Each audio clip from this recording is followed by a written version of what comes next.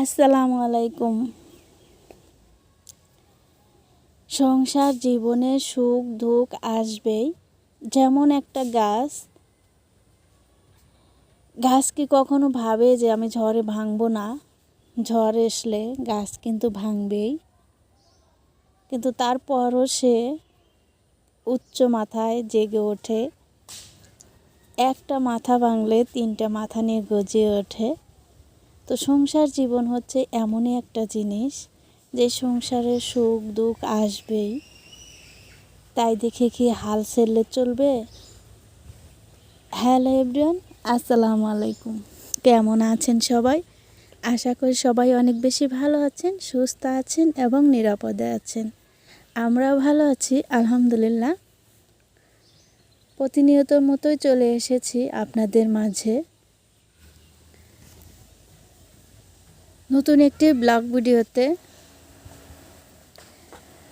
তো এই তো প্রথমেই দেখিয়ে দিয়েছি যে আমার রান্নাঘরটা অনেক অপরিষ্কার ছিল, যেহেতু রান্নাঘরে মেয়েদের সময়টা বেশি কাটে, এটা আমি বরাবরই বলে থাকি।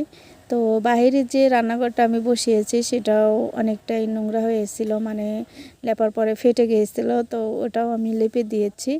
আবার এই যে ঘরেরটাও একদম জকজকা তকতকা করে আমি লেপে নিয়েছি সুন্দর করে। তো লেপার পরে আমার কাছে এতটাই ভালো লাগে আমার এই রান্নাঘরটা, আমি আপনাদের মাঝে শেয়ার না করে থাকতেই পারি না। তো এখানে বিকেলবেলা আজ যেহেতু সারাদিন আমি লেপাপোছা করেছি, অনেকগুলো প্যাক নিয়ে এসেছি কাদামাটি, সেগুলো দিয়ে লেপে পুছে আমার শরীরটা কিন্তু অনেকটাই ব্যথা হয়ে গেছে। ধরা চলে যে অনেক খাটাখাটনি করছি, কারণ এই প্যাক অনেক দূর থেকে নিয়ে আসতে হয় কাদামাটিগুলো। তো সব মিলিয়ে আর কি অনেকটাই কষ্ট হয়েছে আজকে। তো সংসার জীবনে তো এরকম করতেই হবে, হয়তো একদিন কাম বেশি থাকবে, একদিন কম কম থাকবে, সব মিলিয়ে আর কি। তো বিকেলবেলা আমি বাজারে গিয়েছিলাম, বাজার থেকে এসে একদম রান্না করব। তো যেহেতু বিকেলে আমাদের এদিকে বাজারের দিন আজকে ছিল, তো যার কারণে আর কি দেরি হয়ে গেছে রান্না করতে, যেহেতু দুপুরে রান্না করিনি, বিকেলে রান্না করব। তো বাজারে যায় তো কী নিব ভেবেই পাচ্ছিলাম না, যে সব কিছুর যে দাম দর, তাতে আর কি আমি আর কি নিব। তো তারপরে বেগুন নিয়ে এসেছি। এই যে বেগুনটা দেখতে পাচ্ছেন, যে এটা আমি চাক ভাজবো বা বড়া ভাজবো, যাই বলেন না কেন। তো এটা নিয়েছে 80 টাকা কেজি। আর চিকন একটা বেগুন এনেছি, ওটা নিয়েছে 60 টাকা কেজি। আর মূলার দামও কিন্তু 70 টাকা কেজি। আর এটা শাক সহ আছে, যার কারণে 30 টাকা মুঠো আর কি, 20 টাকা মুঠো নিয়েছে। আর ডাটা 5টা ডাটা নিয়েছে 30 টাকা। তো এই তো কাঁচা বাজার। আমি কাঁচা বাজার করি না বলতে পারেন যে আমি একদমই করি না কাঁচা বাজার।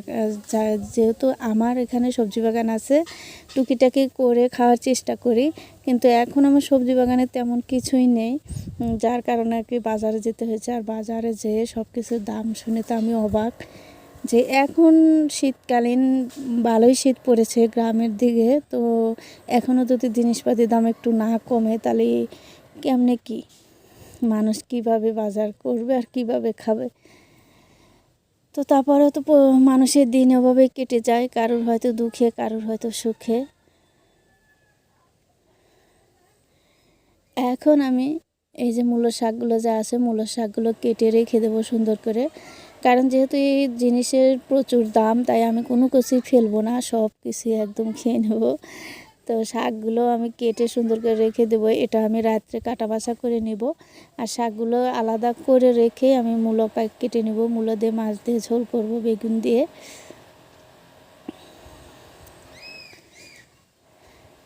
তো এই পাশ থেকে কিন্তু আমি এই যে বেগুনের যে চাকগুলো আছে এগুলো ভেজে নিচ্ছি, আর এই ফাঁকে তরকারিটা কেটে দেব, কারণ অনেক তাড়াহুড়ো করছি, আমি রান্না করছি অনেক তাড়াহুড়ো করে। সন্ধ্যাও হয়ে আসতেছে, যেহেতু আছরের পরে আমি রান্না করতে এসেছি, কারণ আছরের নামাজের আজান দিলে কিন্তু আর বেলা থাকেই না, যেহেতু দিন ছোট। তো ওইভাবেই আর কি করব, আমার মনে হচ্ছে আমারও গ্যাসের যে চুলা আছে, গ্যাসও প্রায় শেষ হয়ে এসেছে। তো ভাবতেছি যদি শেষ হয়ে যায় তাহলে কি করব। তো আগামাথা না ভেবেই আর কি চলে এসেছি রান্নাঘরে, যে একটু দেরি হোক, তারপরে রান্নাটা ওখান থেকে করে নিয়ে আসি, আর রাত্রে ঘরে ভাতটা রান্না করব। যেহেতু আজকে আমাদের বাবুর বাবা আসবে, যার কারণে বিকেলবেলা রান্নাবান্নাটা করতেছি, যে আসলেই যাতে টাটকা জিনিসটা খেতে পারে।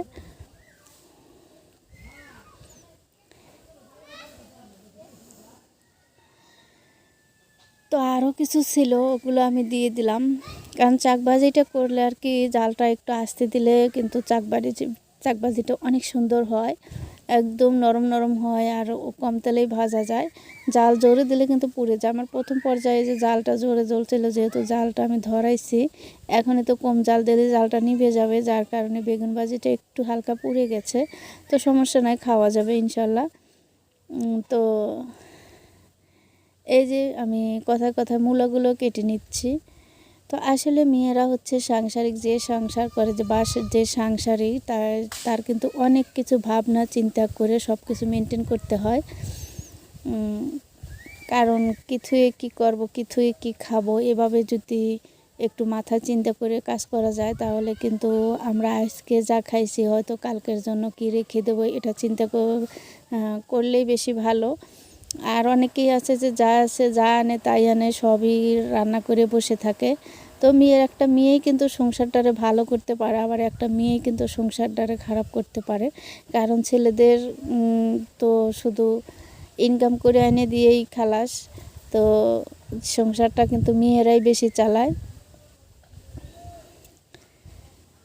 তা আমিও অনেক হিসাব নিকাশ করে সংসারটা চালাই, এর জন্য আমাকে অনেকে কৃপণ বলে। এই যে তামান্নাকে দেখতে পান, তামান্না আমাকে তো কৃপণ বলে ডাকতেই থাকে।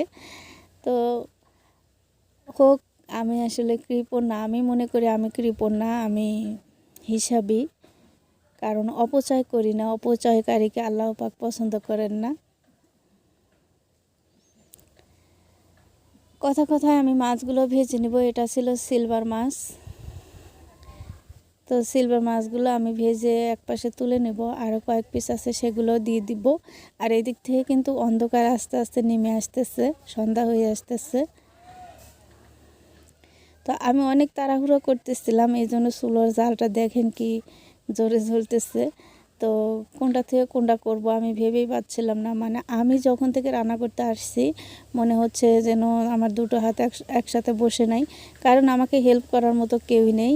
আমার শাশুড়ি মা মেয়েকে নিয়ে বসে আছে, তো আমি সব কিছু করে নিচ্ছি। এজন্য হালকা পাতলাভাবে আমি রান্নাটা করতেছি, যেহেতু রাত হয়ে গেছে।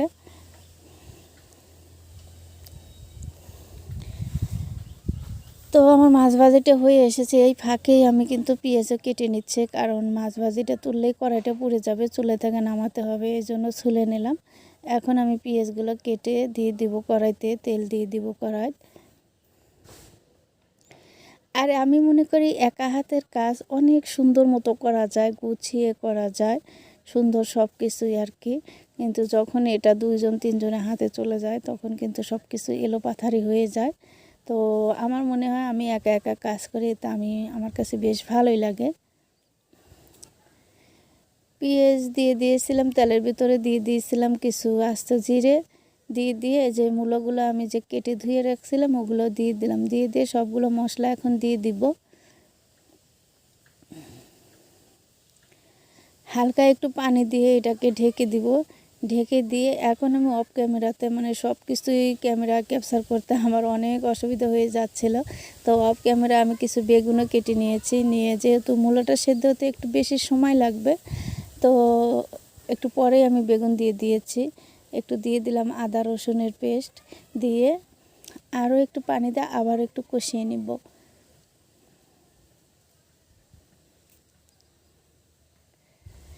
একদম অন্ধকার হয়ে আসতেছে, দেখতেই পাচ্ছেন। তো এই তো তরকারিটা কষানো হয়ে এসেছে, এখন ঝোলের পানি দিয়ে দিব। ঝোলের পানি দিয়ে যে আমার রান্না করে যে এলোমেলো করেছি সেগুলো আমি একটু গুছিয়ে নেব।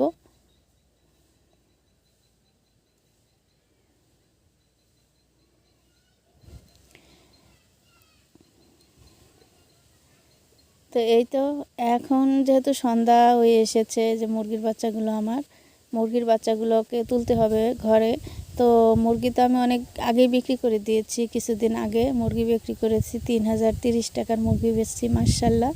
তো গ্রামে থাকলে এটাই লাভ, কারণ মেয়েরা কখনো বসে থাকে না, এরা পালে ওটা পালে, মুরগি পালে হাঁস পালে। এই যে একটা মুরগির বাচ্চা আছে, এটা জবা করে খাবার রেখে দিয়েছি। আর 3টে বাচ্চা আছে, বাচ্চাগুলো এখন কি করব, দেখি কি করা যায়। তো দরজাটা লাগিয়ে দিলাম, দিয়ে এখন তরকারিটা আমি বেড়ে নিয়ে যাব, নিয়ে কিন্তু মাগরিবের নামাজ আদায় করব, কারণ একদম সন্ধ্যা হয়ে এসেছে। তো এটা ছিল রাত্রের বেলা। তো তামান্না এসেছে, ওর আব্বা মা বাজারে গিয়েছে সন্ধ্যার পরে, তো বলতেছে তুমি এগুলো ভিডিও করবা না। তো আমি চাইছিলাম যে এগুলো তো অফ ক্যামেরায় করব। তো কাটা বাছা আমার প্রায় শেষের দিকে, বলতেছে দাও আমি একটু ভিডিও করে দেই। তো ওকে একটু ভিডিও করতে গেছে, ওই দুষ্টমি করতেছে। তো ওই যে ভিডিওটা ক্যামেরা ধরে আছে, আর আমি একটু ভিডিও করে নিচ্ছি এই ফাঁকে। তো সবাই ভালো থাকবেন, সুস্থ থাকবেন, আবারও দেখা হবে, সেই পর্যন্ত আল্লাহ হাফেজ।